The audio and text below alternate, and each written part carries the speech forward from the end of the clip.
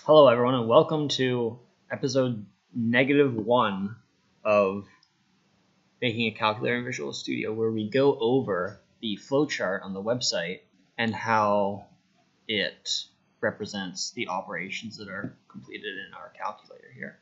We start at start and nothing can happen unless a number button is pressed. So for example 7, and then we go down here is display 0. So it was originally 0, therefore we display the number pressed.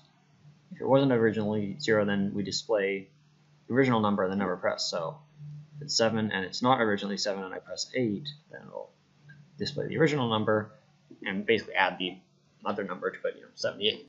And then nothing can happen yet until another button's pressed. So if another button's pressed, checks if it's a number or a decimal. So this basically means if it's a number or decimal, like 5 or a point or whatever, then it will go back here and keep adding it to the display.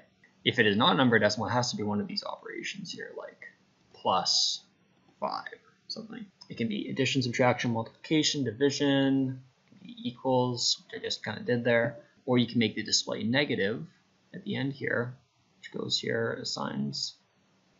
So that's basically all the operations. First num is a variable that we set, and if it's 0, it'll assign display number to first num, that variable, and assign a local sign that assigns from these operations to global operand.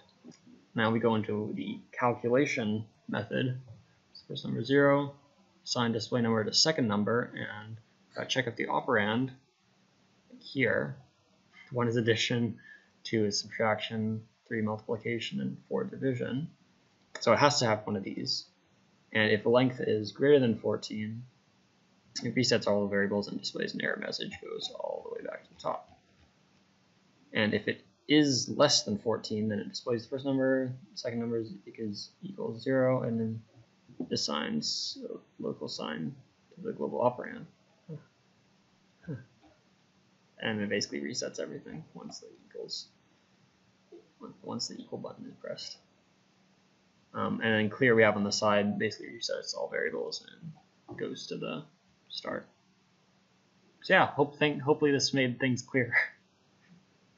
Have a great Tuesday.